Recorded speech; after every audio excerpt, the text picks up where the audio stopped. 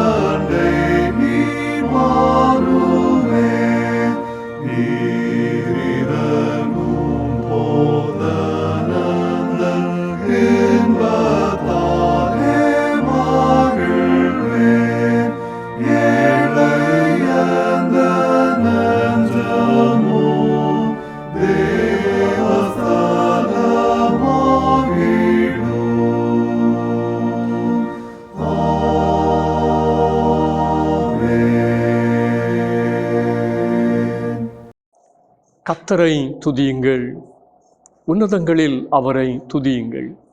சகல ஜனங்களே, கன்னிகைகளே, முதிர் வயதுள்ளவர்களே, பிள்ளைகளே, கர்த்தரை துதியுங்கள். அவருடைய நாமம் மாத்திரம் உயர்ந்தது, அவருடைய மகிமை பூமிக்கும் வானத்திற்கும் மேலானது. ஜெபம் செய்வோம். சர்வ வல்லமையும் மிகுந்த கிருபையும் உள்ள அன்பின் பரலோக பிதாவே, உம்மை போற்றுகிறோம்.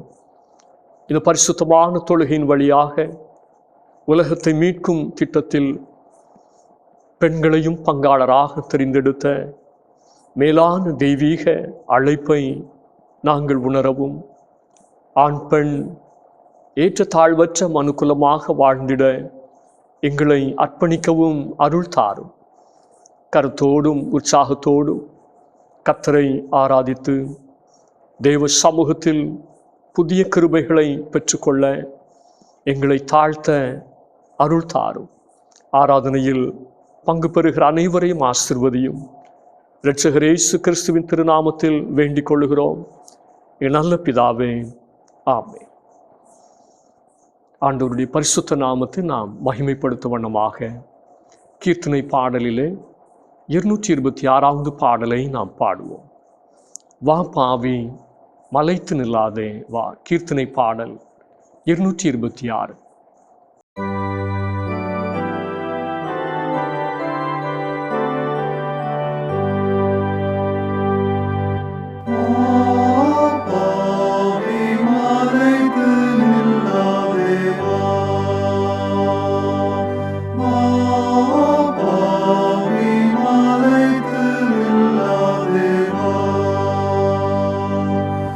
என்னிடத்தில் ஒரு நன்மையும் இல்லை என்று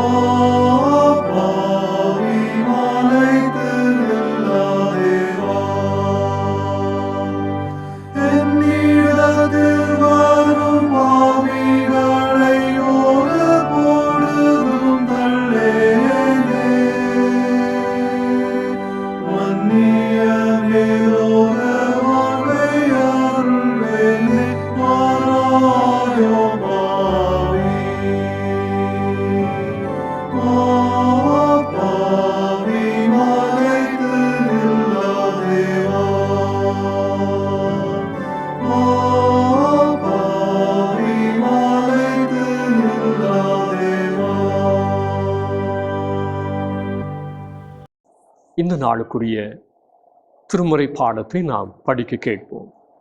நியாயாதிபதிகளின் புத்தகம் 4வது அதிகாரம் வசனங்கள் 4 முதல் 16 முடிய. நியாயாதிபதிகள் 4வது அதிகாரம் வசனங்கள் 4 முதல். அக்காலத்திலே லபிதோத்தின் மனைவியாகிய தெபோராள் என்னும் தீர்க்கதரிசியானவள் இஸ்ரவேலை நியாயம் விசாரித்தாள்.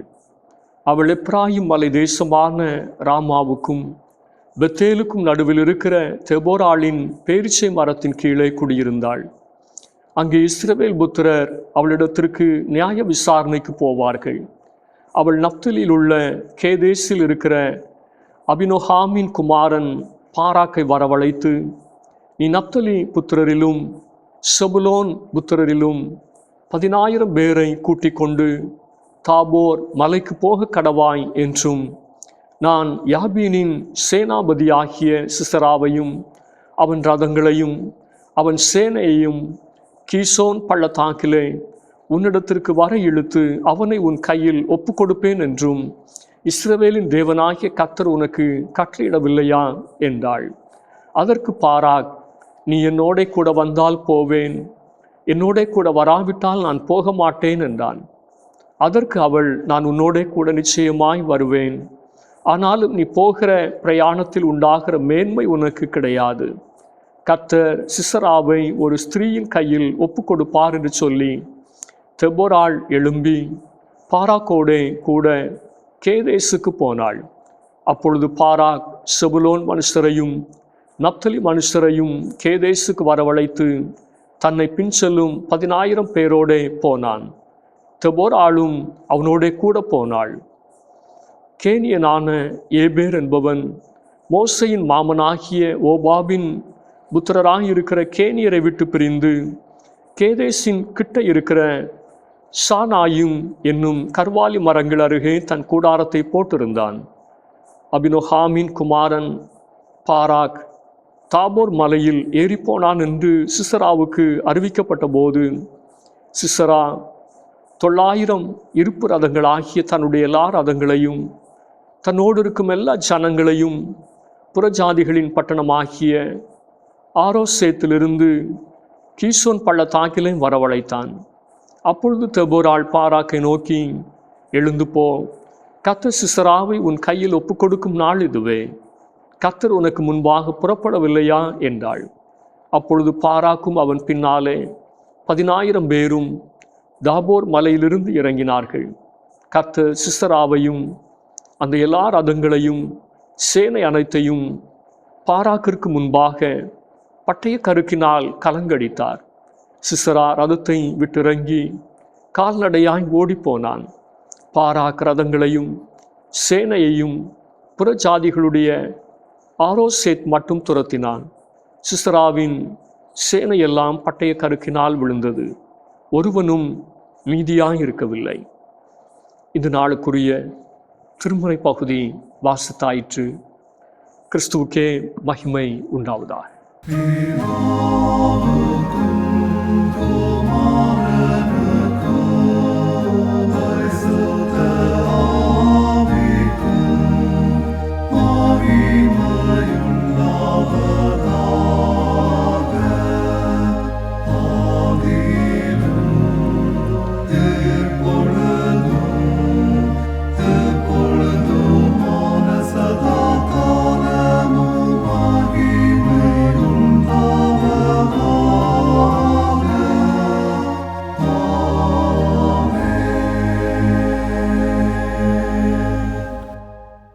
ஆண்டவருடைய அருள் வார்த்தை கேட்க நாம் ஆயத்தப்படும் வண்ணமாக என் இயேசு சென்ற பாதையிலே என்கிற பாடலை உற்சாகமாய் பாடும்.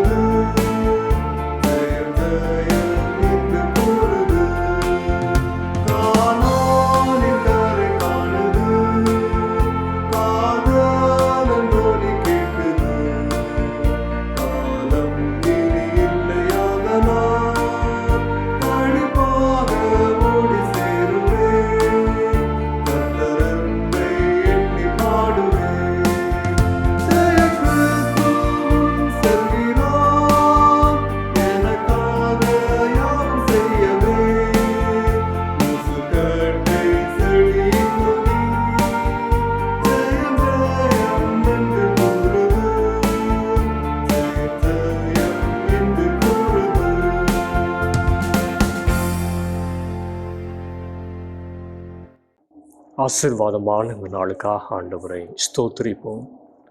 கர்த்தர் நம்மை ஆசீர்வதிப்பாராக. நியாயாதிபதிகளின் புஸ்தகம் 4வது அதிகாரம் 14வது வசனத்தை நாம் தியானத்திற்காக மனதிலே நிறுத்திக் கொள்வோம். அப்பொழுது தெபோராள் பாராக்கை நோக்கி, எழுந்து போ, கர்த்தர் சிசராவை உன் கையில் ஒப்புக்கொடுக்கும் நாள் இதுவே. கர்த்தர் உனக்கு முன்பாக புறப்படவில்லையா என்றாள். உலக வரலாற்றிலேயே முதலில் ஒரு பெண் மாபெரும் தலைவியாக தேசத்தின் காரியங்களை தலைமை தாங்கி வெற்றி கண்ட வரலாற்று நிகழ்வு நியாயாதிபதிகளின் புத்தகத்தில் பதிவு செய்யப்பட்டிருக்கிறது.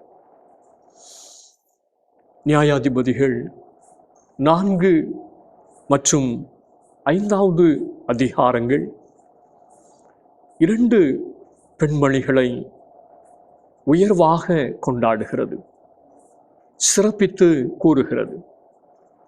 அதில் ஒருவர் லபிதோத்தின் மனைவியாகிய தெபோராள், மற்றொருவர் ஏபேரின் மனைவியாகிய யாகேல். அவர்களில் தெபோராள் இஸ்ரவேலின் தாயாக இன்று வரை நினைவு கூறப்பட்டு கொண்டாடப்படுகிறார். நியாயாதிபதிகள் 5வது அதிகாரம் 7வது வசனம். யாகேல் ஸ்திரீகளுக்குள்ளே ஆசீர்வதிக்கப்பட்டவர்களாக நினைவு கூறப்பட்டு கொண்டாடப்படுகிறார்கள். நியாயாதிபதிகள் 5:24. இன்று நமக்கு தரப்பட்டிருக்கிற தியான தலைப்பு பெண்களின் திருப்பணியை நினைவு கூறுதலும் கொண்டாடுதலும். நம்முடைய குடும்பம், திருச்சபை, சமூகம் இவற்றில் பெண்களின் பங்கு அதிகமானது, முக்கியமானது. ஆனால் பெண்களின் சிறப்பான செயல்பாட்டை நினைவு கூறுவதும் பேசுவதும் மிகவும் குறைவு. வரலாற்றை ஆங்கிலத்திலே ஹிஸ்டரி என்று குறிப்பிடுகிறோம். ஹிஸ்டரி என்பதை ஹிஸ் ஸ்டோரி என்று நாம் பிரிக்கலாம். காரணம், வரலாறு முழுவதும் ஆண்களை மையப்படுத்தியதாகவே இருக்கிறது. அது ஹெர் ஸ்டோரியாக இல்லை. திருமறையில் பெயர் குறிப்பிடப்பட்டவர்களும் பெயர் குறிப்பிடப்படாதவர்களுமாகிய 1254 நபர்கள் இடம்பெற்றிருக்கிறார்கள். அவர்களில் பெண்கள் 185 பேர் மாத்திரமே இருக்கிறார்கள்.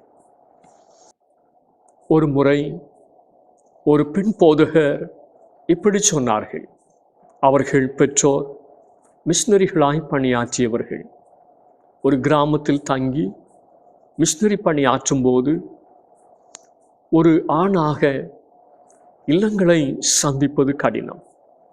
எனவே அந்த தகப்பனார் வழியில் நின்று துண்டு பிரதிகளை கொடுப்பார், வீட்டில் வருகிறவர்களுக்கு ஜெபிப்பார். அந்த மிஷனரியுடைய மனைவி இல்லங்கள் தோறும் சென்று பெண்களை சந்திப்பார், அவர்களுக்காக ஜெபிப்பார், ஆலோசனைகளை கொடுப்பார், சுய உதவி குழுக்களை ஆரம்பித்து டியூஷன் நடத்தி டெய்லரிங் கற்றுக் கொடுத்து இப்படி சபையை உருவாக்கி வளர்த்தும்போது வெளியிலிருந்து பணித்தளத்தை பார்வையிட வருகின்றவர்கள், மிஷனரி ஸ்தாபனத்தினுடைய மேலிடத்திலிருந்து வருகிறவர்கள் எல்லாருமே அந்த மிஷனரியைத்தான் பாராட்டினார்களே ஒழிய இந்த மிஷனரியினுடைய மனைவி அவர்களை ஒருவரும் பாராட்டுவதே இல்லையா. எல்லா பாராட்டும் அந்த கணவருக்கே கிடைத்தது. ஒரு மிஷனரியின் மனைவியாக மாத்திரமே அந்த சகோதரியை பார்த்தார்களே ஒழிய தன்னை ஒரு மிஷனரியாக ஒருவரும் அங்கீகரிக்கவில்லையே என்று சொல்லி பல நேரங்களிலே அவர்கள் வேதனைப்படுவார்களாம். நம்முடைய பிதாவாகிய தேவன் இந்த உலகத்தை ரட்சிக்க, மீட்பின் திட்டத்திற்கு பயன்படுத்த, உயிர்த்தெழுதலின் நற்செய்தியை அறிவிக்க பெண்களையே தெரிந்து கொண்டார். ஆண்டவர் இயேசு கிறிஸ்துவின் திருப்பணியில் 12 ஆண் சீடர்களின் பங்களிப்பை பற்றியே நாம் அதிகமாய் அறிந்திருக்கிறோம். லூக்கா 8வது அதிகாரம் 1 முதல் 3 வசனங்களில் ஆண்டவர் இயேசுவோடு இணைந்து செயல்பட்ட பெண்களின் திருப்பணி பற்றிய விவரங்கள் இடத்தின சுருக்கமாக இடம்பெற்றிருக்கிறது. பெண்களின் பங்களிப்பில்லாமல் திருப்பணி முழுமையடையாது என்பதையே இதன் மூலம் திருமறை நமக்கு தெளிவுபடுத்துகிறது. இஸ்ரவேலரின் வரலாற்றில் தெபோராள் ஏன் நினைவு கூறப்படுகிறார்? ஏன் கொண்டாடப்படுகிறார்? பெண்களை குறித்த திருமறையினுடைய பார்வை என்ன? முதலாவது வேதம் சொல்லுகிறது, விடியலுக்கு காரணிகள். பெண்கள் விடியலுக்கு காரணிகள். நியாயாதிபதிகள் 4வது அதிகாரம் 6-7 வசனங்கள். 7வது வசனத்தினுடைய பிந்திய பகுதி இப்படி சொல்லுகிறது, அவனை உன் கையில் ஒப்புக் கொடுப்பேன் என்றும் இஸ்ரவேலின் தேவனாகிய கர்த்தர் உனக்கு கட்டளையிடவில்லையா என்றாள். இஸ்ரவேலிலே நியாயாதிபதியும் தீர்க்கதரிசியுமாக இருந்த தெபோராள் பாராக் என்ற தேவ மனிதனுக்கு கர்த்தருடைய வார்த்தையை நினைப்பூட்டி இங்கே தட்டி எழுப்புகிறார். தெபோராளை குறித்து குறிப்பிடும் 4வது வசனம் அக்காலத்திலே என்று ஆரம்பிக்கிறது. அக்காலம் எப்படிப்பட்ட காலம்? அக்காலத்திலே இஸ்ரவேல் தேசத்தினுடைய நிலைமை என்ன? நியாயாதிபதிகள் 4:1. ஏகூத் மரணம் அடைந்த பின்பு இஸ்ரவேல் புத்திரர் திரும்ப கர்த்தரின் பார்வைக்கு பொல்லாப்பானதை செய்தார்கள். தேவ ஜனங்கள் பின்வாங்கி போன காலம் என்பதை இந்த வசனம் நமக்கு சொல்லுகிறது. 2வது வசனம், ஆகையால் கர்த்தர் அவர்களை ஆட்சோரில் ஆளுகிற யாபின் என்னும் கானானருடைய ராஜாவின் கையிலே விற்று போட்டார்.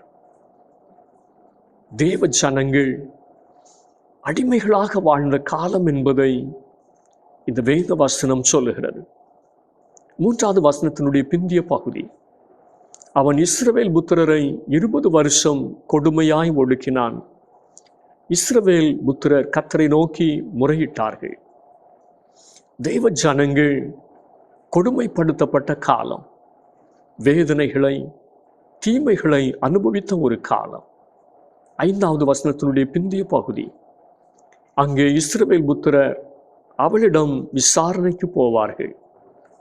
தேவ ஜனங்களுக்குள் சமாதானமற்ற நிலைமையும் வழக்குகளும் சண்டைகளும் விட்டு கொடுக்காத தன்மையும் மிகுந்திருந்த ஒரு காலம். அது ஒரு இருண்ட காலம். அக்காலத்திலே தேவ ஜனங்களுக்கு விடியலை தந்தவர் தெபோராள் என்கிற இந்த தாயார். இன்று நாம் விடியலுக்கு காரணிகளாக இருக்கிறோமா? அல்லது பிறருடைய விழுகைக்கு காரணமானவர்களாக இருக்கிறோமா? ஆதாமின் விழுகைக்கும் மனுக்குலத்தினுடைய வீழ்ச்சிக்கும் ஏவாள் காரணமாக இருந்தாள். ஆகாப் ராஜாவின் விழுகைக்கு அவனுடைய மனைவி ஏசபேல் காரணமாக இருந்தார். மாவீரன் சிம்சோனின் விழுகைக்கு தெலிலாள் காரணமாக இருந்தாள். இன்று நாம் எப்படி இருக்கிறோம்?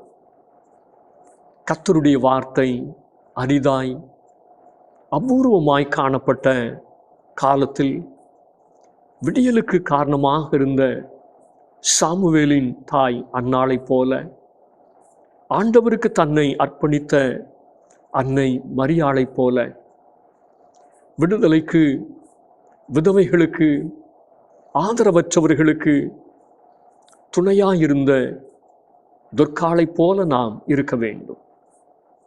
விடியல் தீர்வுக்கு அடையாளம், நம்பிக்கைக்கு அடையாளம், புதுவாழ்வுக்கு அடையாளம், ஆசீர்வாதத்தினுடைய அடையாளம். ஒரு தெய்வ மனிதர் இப்படி சொன்னார், தேவ ஜனங்களை 2ஆக பிரிக்கலாம். ஒன்றில் நீங்கள் பிரச்சனையின் ஒரு பகுதியாக இருப்பீர்கள், அல்லது தீர்வின் ஒரு பகுதியாக இருப்பீர்கள். அன்று தேவ ஜனங்களின் நடுவில் தீர்வின் ஒரு பகுதியாக, பிரச்சனைகளை தீர்த்து வைப்பவராக தெபோராள் இருந்தார். நீங்களும் நானும் வாழுகிற இடத்துல, பணி செய்கிற இடத்துல, இருக்கிற சபையில தீர்வின் ஒரு பகுதியாக இருக்க வேண்டும். பிரச்சனைகளுக்கு தீர்வு காண்கிறவர்களாக இருக்க வேண்டும்.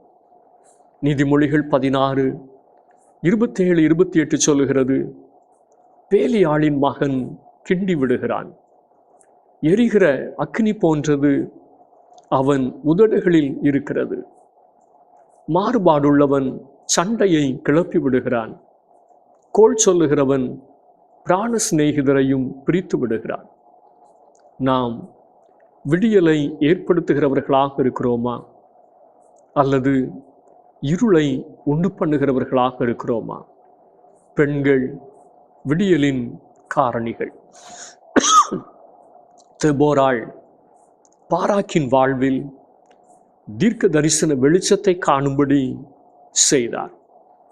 கர்த்தருக்காக, தேசத்தின் விடுதலைக்காக எழும்பும்படி இளைஞனான பாராக்கை ஊக்கப்படுத்தினார், உற்சாகப்படுத்தினார்.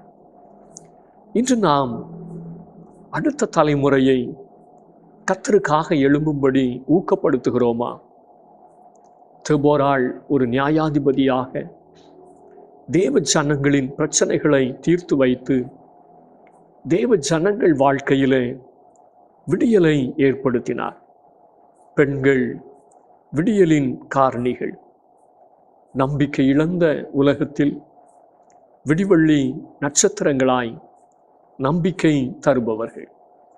இரண்டாவதாக, விழுதாய் தாங்குபவர்கள். நியாயாதிபதிகள் 4வது அதிகாரம் 8-9 வசனங்கள். அதற்கு பாராக், நீ என்னோட கூட வந்தால் போவேன், என்னோட கூட வராவிட்டால் நான் போக மாட்டேன் என்றான். அதற்கு அவள், நான் உன்னோட கூட நிச்சயமாக வருவேன். பெரிய ஆலமரங்கள் சாய்ந்து போகாமல் தாங்குபவை அவற்றின் விழுதுகள். பாராக் இஸ்ரவேல் சேனையினுடைய தளபதியாக இருந்தாலும், வீரதீர இளைஞனாக இருந்தாலும், முன்னிற்க தலைமை தாங்க தைரியமற்றவராக, பயப்படுகிறவராக இருந்தார். ஆனால் பாராக்கிற்கு பக்கபலமாக துணை நின்றவள், விழுதாய் தாங்கினவள் தெபோராள். நாம் விழுதாய் தாங்க வேண்டும். விலாவை குத்துகிற ஈட்டியாய் நாம் மாறிவிடக்கூடாது.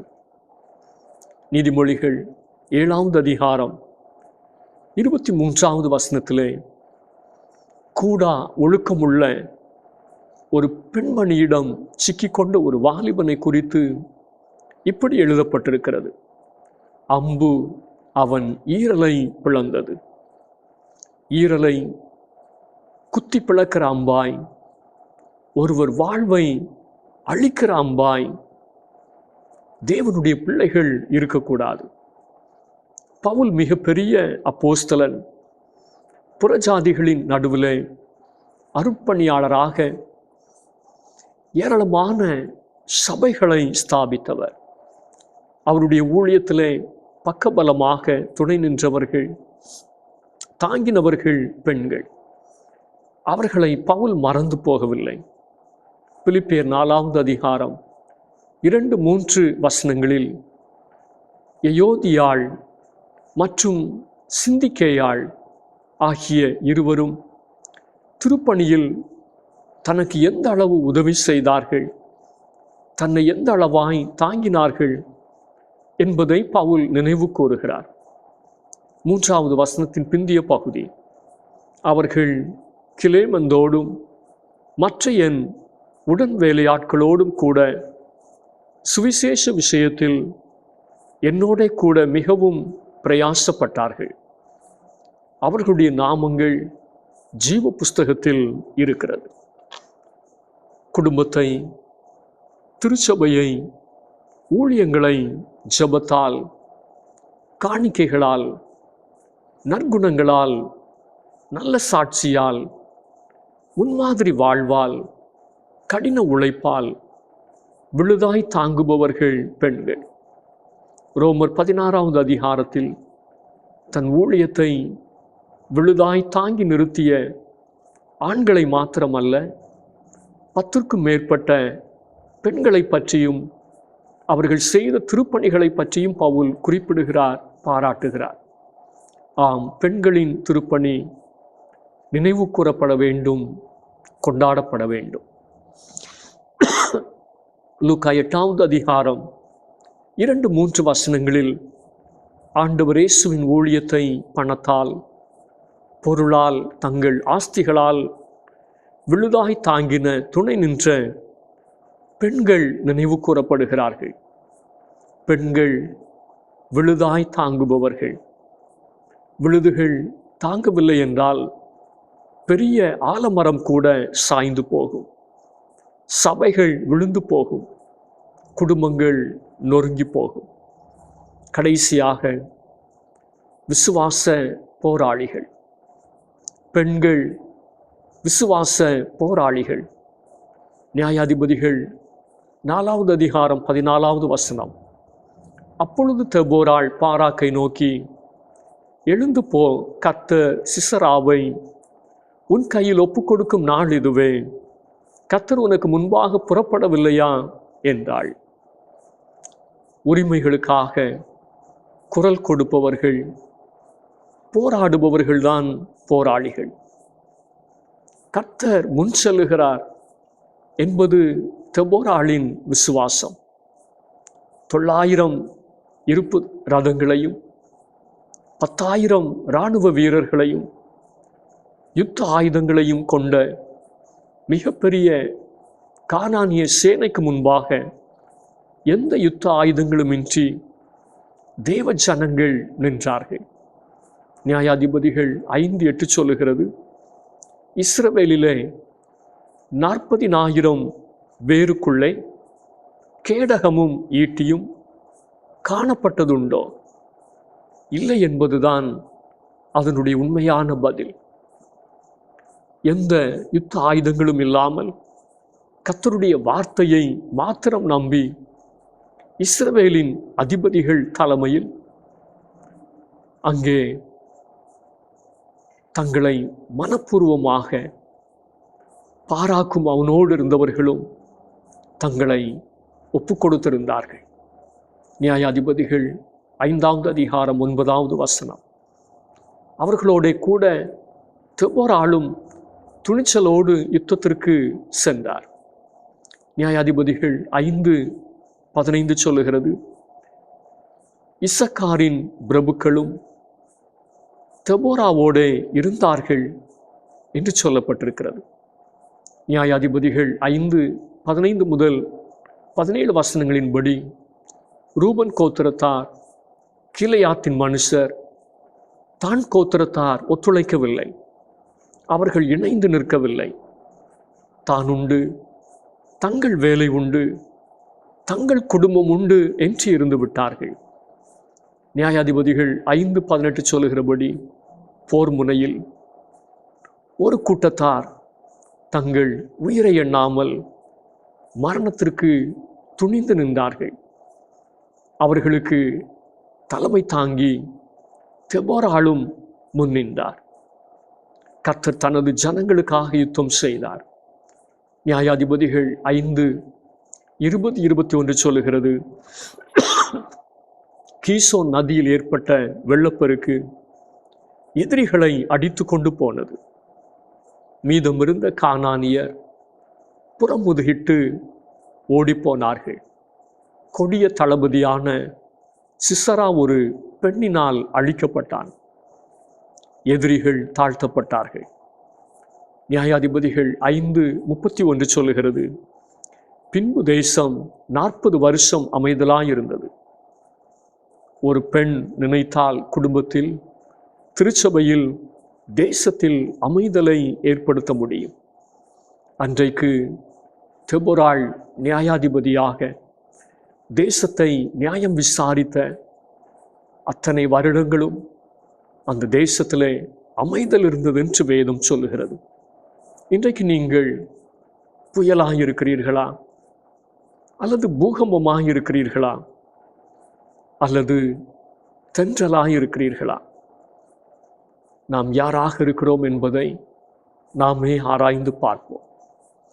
நமது முன்னோர் வாழ்ந்த திருவிதாங்கூர் மண்ணில் கல்விக்குரிய தெய்வமாக ஒரு பெண் தெய்வத்தை தான் நம்முடைய முன்னோர்கள் வணங்கி வந்தார்கள். ஆனால் பெண்களுக்கோ கல்வி மறுக்கப்பட்டு வந்தது. நீதி தேவதை ஒரு பெண்ணாக இருந்தாலும் பெண்களுக்கு நீதியும் நியாயமும் நம் மண்ணில் பறிக்கப்பட்டது.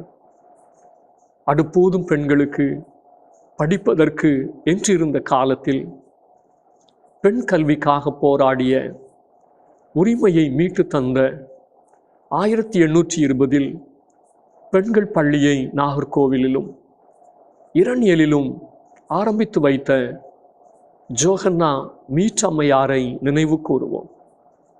நம் முன்னோர்கள் வாழ்ந்த இந்த திருவிதாங்கூர் மண்ணில் அன்று தாழ்ந்த இன பெண்கள் இடுப்பிற்கு மேலும் முட்டிற்கு கீழும் உடை அணிவது தெய்வ குற்றமாகவும் அவமரியாதையாகவும் கருதப்பட்டது. அரசாங்கமும் அதிகார பலமும் உள்ள மனிதர்களும் மதத்தின் பெயரால் உருவாக்கிய சட்டத்திட்டங்களும் ஒழுங்குகளும் மானத்தை மறைப்பதற்கு உடை அணிவதை கூட தடுத்தது.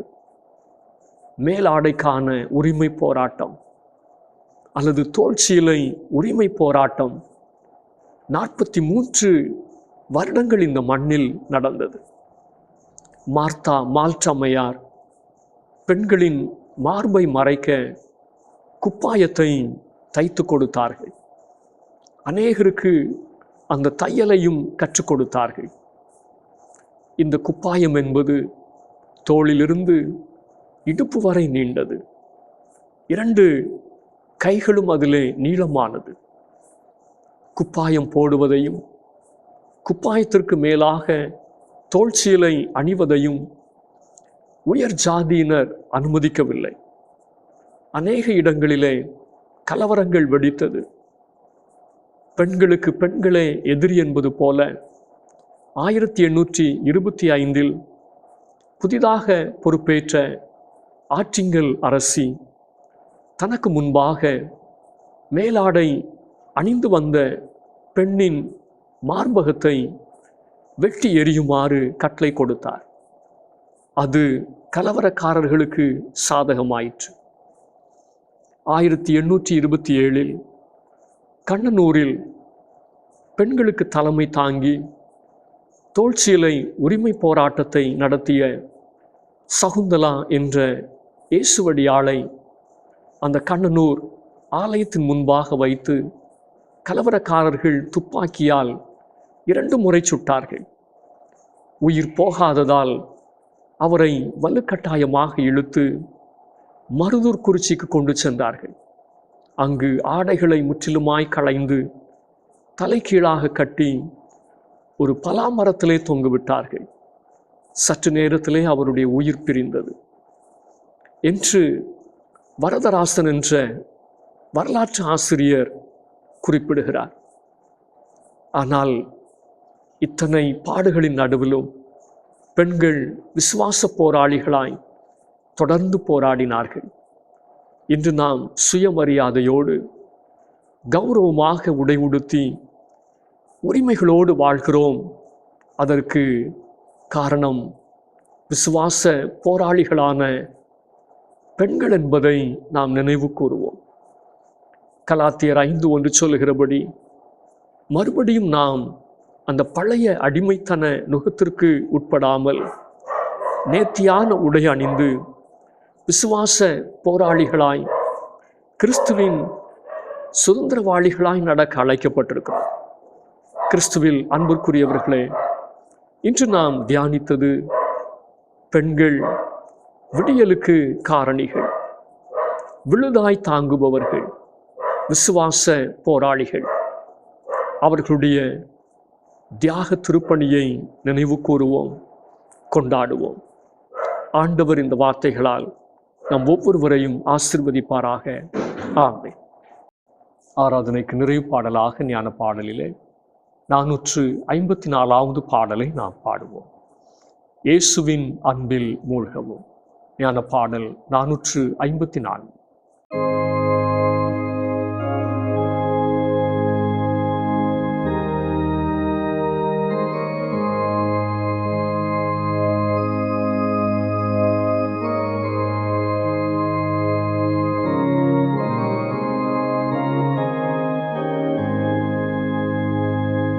இயேசுவின் அன்பில் மூழ்கவும், நேசத்தின் ஆழம் பார்க்கவும், இன்னமும் தீரா வாஞ்சையே என்னில் உண்டாகுகின்றதே.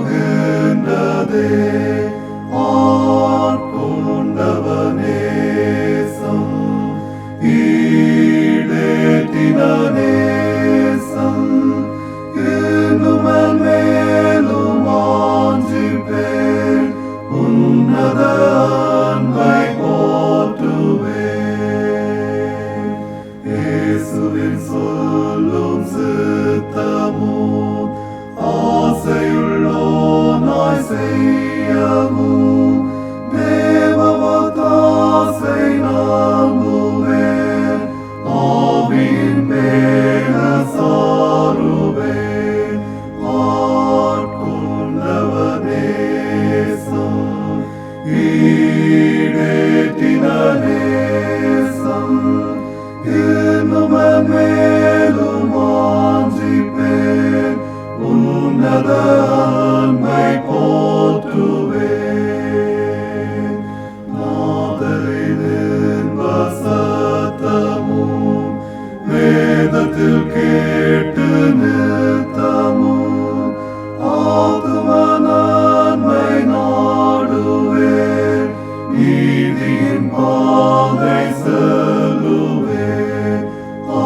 ஆட்கொண்டவ நேசம், ஈடேற்றின நேசம், இன்னும் மேலும் வாஞ்சிப்பேன், உன்னத அன்பை போற்றுவேன். இயேசுவின் ராஜரீகமும் ஆசித்த மாசங்கோன்மையும்,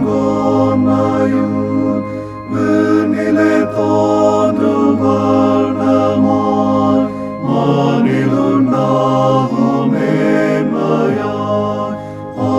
ஆட்கொண்டவ நேசம், ஈடேற்றின நேசம், இன்னும் மேலும் வாஞ்சிப்பேன், உன்னத அன்பை போற்றுவேன். ஜெபம் செய்வோம். எங்கள் அன்பின் பரலோக பிதாவே, இந்த ஆசீர்வாதமான நாளுக்காக நாங்கள் உம்மை ஸ்தோத்திரிக்கிறோம். பெண்களின் திருப்பணியை நினைவு கூறவும், ஆண்டவருக்கு நன்றி செலுத்தவும், இந்த பரிசுத்தமான ஆராதனையின் வழியாய் கர்த்தர் எங்களுக்கு தயவு பாராட்டினதற்காக நாங்கள் உம்மை ஸ்தோத்திரிக்கிறோம். திருச்சபையினுடைய நல்ல வாழ்வோடு இணைந்து கர்த்தருடைய நல்ல பணிவிடைகளில் இருக்கிற ஒவ்வொரு திருச்சபையினுடைய பெண் குழந்தைகள், அருமையான வாலிப சகோதரிகள், அருமையான தாய்மார், அதே வண்ணமாக திருச்சபையில் இருக்கிற ஒவ்வொரு வயதான பாட்டிமாரையும் கரங்களிலே தந்து ஜெபிக்கிறோம். கர்த்தருடைய தரிசனத்தை நிறைவேற்ற, கர்த்தருக்கென்று சாட்சி பகர கர்த்தர் பலப்படுத்தி இருக்கிறீர். தொடர்ந்தும் கர்த்தர் அவர்களை தெரிந்து கொண்ட நல்ல நோக்கத்தை திருச்சபையினுடைய வாழ்விலும் இந்த சமூகத்திலும் குடும்பத்திலும் நிறைவேற்ற கர்த்தர் கிருபை பாராட்ட உம்மை நோக்கி நாங்கள் ஜெபிக்கிறோம். எந்த இடங்களிலே பெண்களுக்கு எதிரான அநீதிகள், உரிமை மீறல்கள் நிறைந்திருக்கிறதோ அந்த இடங்களிலே கர்த்தர் தாமே நியாயம் செய்ய வேண்டும் என்று சொல்லி நாங்கள் ஜெபிக்கிறோம். ஆண்டவருடைய கரம் ஒவ்வொரு தம்முடைய பிள்ளைகளையும் நினைந்தருளட்டும் என்று சொல்லி நாங்கள் ஜெபிக்கிறோம். அப்பா, ஆண்டவர் ஏற்று தாழ்வற்ற சமூகத்தை உருவாக்க எங்களை தெரிந்து கொண்டிருக்கிறீர். எந்த ஒரு சூழ்நிலைமையிலும் நாங்கள் ஏற்ற தாழ்வுகளை உண்டு பண்ணாமல் கிறிஸ்துனுடைய அன்பின் சமூகத்தை இசைந்து கட்டி எழுப்ப கர்த்தர் கிருபை பாராட்ட நாங்கள் ஜெபிக்கிறோம். ஆராதனையிலே பங்கெடுத்த ஒவ்வொருவரையும் இந்த வார்த்தைகளின் பேரிலே கர்த்தர் ஆசீர்வதிக்க நாங்கள் ஜெபிக்கின்றோம் சுவாமி. ஆண்டவர் தாமே ஒவ்வொருவரையும் கர்த்தர் நினைந்தருளி நடத்த நாங்கள் ஜெபிக்கின்றோம். குடும்பத்தை, திருச்சபையை, ஒவ்வொரு பணி பொறுப்புகளை விழுதாய் தாங்கி அதன் மூலமாக திருச்சபை விழுந்து போகாதபடிக்கு, குடும்பங்கள் அசைந்து போகாதபடிக்கு, தேசம் சீர்கட்டு போகாதபடிக்கு ஒவ்வொரு தம்முடைய பிள்ளைகளையும் கர்த்தர் எடுத்து பயன்படுத்த உம்மை நோக்கி நாங்கள் ஜெபிக்கிறோம் அப்பா. அப்படியே கர்த்தருடைய கரம் உடன் இருக்கட்டும். விசுவாச போராளிகளாய் ஒவ்வொருவரும் கர்த்தருக்கென்று எழும்பி பிரகாசிக்க, முன்னிற்க, சத்துருவை மேற்கொண்டு ஜெயம் எடுக்க, கர்த்தருடைய ராஜ்யத்தை சொந்தமாக்க கர்த்தர் கிருபை பாராட்ட நாங்கள் ஜெபிக்கிறோம். குடும்பங்களை சமாதானத்தினால் கர்த்தர் நிரப்பும். குடும்பங்களிலே அமைதியான சூழ்நிலைமைகளை தந்து கர்த்தர் ஆசீர்வதியும். சண்டைகளும் பிரச்சனைகளும் இல்லாதபடிக்கு இசைந்த குடும்பமாய், மனமொத்த குடும்பமாய் தம்முடைய பிள்ளைகள் வாழ்ந்திருக்க உதவி செய்யும். திருமண வாழ்விற்காய் காத்திருக்கிறவர்கள் உண்டு. குழந்தை பாக்கியத்திற்காக எதிர்பார்ப்போடு இருக்கிறவர்கள் உண்டு. வேலை வாய்ப்பை எதிர்பார்த்து பொறுமையோடு இருக்கிறவர்கள் உண்டு. ஒவ்வொருவரையும் கர்த்தர் நினைந்தருளி ஆசீர்வதிக்க நாங்கள் ஜெபிக்கிறோம். பணி பொறுப்புகளின் நிமித்தம் வெளியிடங்களிலே, தூரமான இடங்களில் இருக்கிற ஒவ்வொருவரையும் கர்த்தர் நினைந்தருளும். இருக்கிற இடங்களிலே அவர்களுடைய பணி பொறுப்புகள் ஆசீர்வதிக்கப்படட்டும் என்று சொல்லி நாங்கள் ஜெபிக்கிறோம். அப்படியே கர்த்தர் ஒவ்வொருடைய தொழில் காரியங்கள், வியாபாரங்கள், கையின் பிரயாசங்களை வாய்க்க பண்ணும். விவசாயத்தை நம்பி இருக்கிறவர்கள், அனுதினமும் கூலி வேலைக்கு செல்லக்கூடியவர்கள், பற்பல விதங்களிலே அரசாங்கத்திலும் தனியார் ஸ்தாபனங்களிலும் பணி செய்கிறவர்கள், ஒவ்வொருவரோடும் கிருபை தங்கியிருக்கட்டும் என்று சொல்லி நாங்கள் ஜெபிக்கிறோம். நீரே குறைவின்றி குடும்பங்களின் தேவைகளை சந்தித்து கடன் பாரங்களை மாற்றி ஒரு நிறைவான ஆசீர்வாதத்தை அருளி செய்ய ஜெபிக்கிறோம். படிக்கிற தம்முடைய பிள்ளைகளையும் இந்த கல்வி ஆண்டிலே உயர்த்தி மேன்மைப்படுத்துவீராக. மருத்துவமனைகளிலும் இல்லங்களிலும் சிகிச்சையில் இருக்கிறவர்கள், பலவீனத்தோடு இருக்கிறவர்கள் ஒவ்வொருவருக்கும் நல்ல சுகத்தையும் பலனையும் தந்து கர்த்தர் ஆசீர்வதியும். திருச்சபையினுடைய ஊழியங்கள், பேராய அளவில் நடைபெறுகிற ஊழியங்கள், உலகம் முழுவதிலும் கர்த்தருடைய நல்ல பணிவிடைகளை நிறைவேற்றுகிற ஒவ்வொரு திருப்பணிகளையும் கர்த்தர் இந்த நாளிலும் ஆசீர்வதிக்க பெருக பண்ண ஜெபிக்கிறோம். கிறிஸ்துவனுடைய நாமம் எங்கெல்லாம் அறிவிக்கப்படுகிறதோ அங்கெல்லாம் கர்த்தர் அநேக ஆத்துமாக்களை தந்தருள நாங்கள் ஜெபிக்கிறோம். தேசம் அழிந்து போகாதபடிக்கு ஒவ்வொரு ஆத்துமாவும் சந்திக்கப்பட கர்த்தர் உதவி செய்வீராக. இயற்கையினுடைய பேரழிவுகள், தொற்று வியாதிகள் ஒன்றும் பரவாதபடிக்கு தேசத்தை கர்த்தர் பாதுகாத்துக் கொள்ள ஜெபிக்கிறோம். தீவிரவாதிகளுடைய எல்லா தீய செயல்களிலும் இருந்தும், தீய மனிதர்களுடைய கரங்களிலும் இருந்தும் தேசம் பாதுகாக்கப்படட்டும். தொடர்ந்து வருகிற நாட்களிலே தேசத்திலே நல்ல தலைவர்களை கர்த்தர் தந்து நீதியும் நியாயமும் தேசத்திலே பெருக கர்த்தர் உதவி செய்ய நாங்கள் ஜெபிக்கிறோம். உலகம் முழுவதிலும் யுத்தங்கள் ஓய்ந்து அமைதியான சூழ்நிலைமையை கர்த்தர் அருளி செய்வீராக. தெய்வ சமூகத்திலே எங்களே ஒரு விசை தாழ்த்துகிறோம். கர்த்தர் நினைந்தருளும். இயேசுனுடைய பேரில் கேட்கிறோம் நல்ல பிதாவே, ஆமென்.